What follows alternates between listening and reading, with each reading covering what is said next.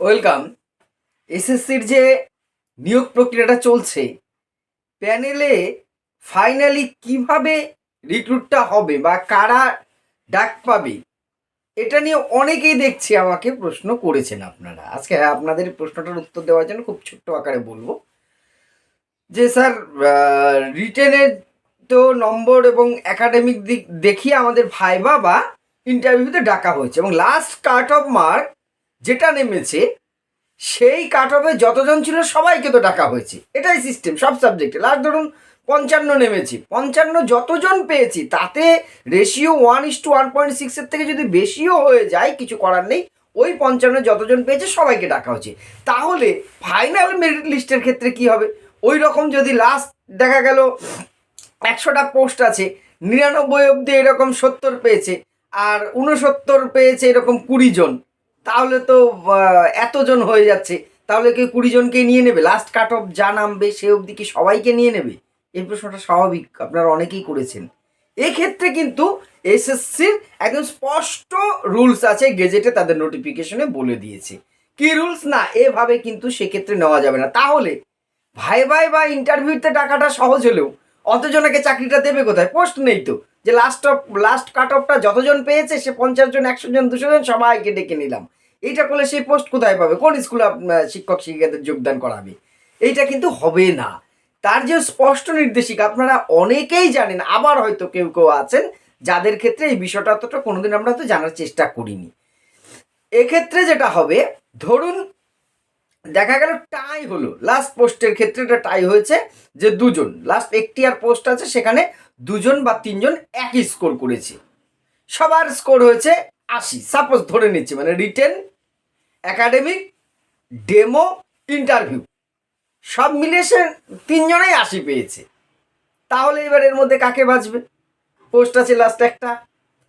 এইবার দেখা হবে ইন্টারভিউ, ডেমো এইগুলো একাডেমিককে বাদ দেওয়া হবে, শুধু রিটেনের মার্কটা দেখা হবে, রিটেনে কে কত বেশি পেয়েছে। এইবার দেখা গেল তিনজনের মধ্যে দুজনই রিটেনের সমান পেয়েছি, দুজনই দেখা গেল সমান করে পেয়েছে 56। এইবার তাহলে কাকে দেবে? পোস্ট তো সেই লাস্ট একটা পোস্ট, দুজনে 56 করে পেয়েছে, তাহলে আর একজন পেয়েছেন 55, তাহলে 55 জনই তিনি কিন্তু এলাকাতে বাদ চলে গেলেন, তিনি আর এখানে থাকছেন। এবার দুজন 56 পেয়েছে, রিটেনে দুজনের সমান, তাহলে কি দেখা হবে? তখন দেখা হবে একাডেমিক, আপনার যে একাডেমিক কোয়ালিফিকেশন মাস্টার্স বা গ্র্যাজুয়েশন যেটা দেখাতে হয়েছে সেখানকার। এইবার দেখা যাচ্ছে দুজনাই ঘটানো চক্রে 10 বা দুজনাই 9 পেয়েছেন, তাহলে কাকে নেবে, কাকে বাদ দেবে? এও তো একটা বড় প্রবলেম। তখন এইবার লাস্ট যেটা, যখন আপনার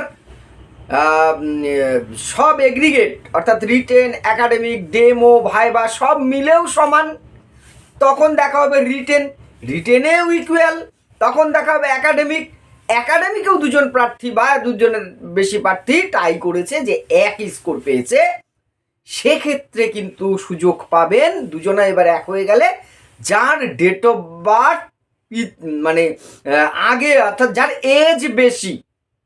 কেউ একজন আছে দেখা গেল যে 2-3-2000, আরেকজন আছে 3-2-1998 বা 99, ওই 98 বা 99 তিনি আগে পাবেন। কেন পাবেন?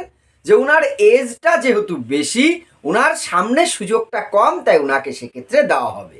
আর ইনার এই প্রার্থীর এজটা কম, দুজনা টাই হওয়ার ফলে ইনি আরও বেশি সুযোগ পাবেন লাইফে, এই জন্য এই যাত্রায় তাকে ওয়েটিংয়ে রাখা হচ্ছে। এটাই কিন্তু সিস্টেম। ডেট অফ বার্থ কিন্তু আগে কখনো দেখবে তা নয়, বা এগ্রিগেটে আপনাদের টাই হয়ে গেছে মানে ডেট অফ বার্থ, এটা একটা ধারণা আছে যে এগ্রিগেটে হয়ে গেছে মানে যার ডেট অফ বার্থ তিনি আগে পাবেন, তা নয়। এগ্রিগেট নম্বরটা দেখা হলো, তারপরে দেখা হবে আপনার রিটেন, সেখানে যার কম বেশি আছে, যে বেশি আছে তিনি পাবেন।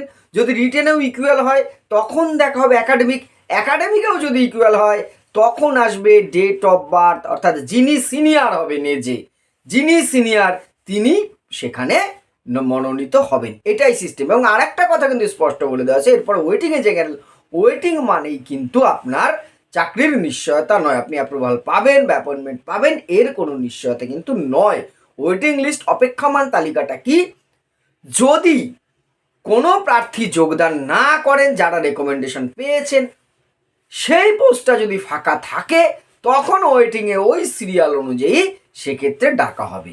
এটাই কিন্তু সিস্টেমে বলা আছে, এটা নোটিফিকেশনে বলা আছে, আমি চোখে পড়লো তাই আপনাদের সাথে আলোচনা করলাম। অন্য যে সমস্ত বিষয় নিয়ে ক্লাস বা আপার প্রাইমারি ক্লাস বা এসএলএসটি ইন্টারভিউ সংক্রান্ত বা অন্য যে সমস্ত তথ্য আমি পাচ্ছি আপনাদের সাথে আলোচনা করছি, আমি আমার আপডেট দেওয়ার চেষ্টা করব। দুটো দিনে একটু ব্যস্ত থাকায় হয়তো ঠিক মতন আমি ভিডিও বা ক্লাসগুলো করতে পারবো না, দুটো দিনের জন্য ক্ষমা চেয়ে নিচ্ছি। আপনাদের মতামত এবং অভিজ্ঞতা অবশ্যই কমেন্ট করে জানাবেন। ধন্যবাদ।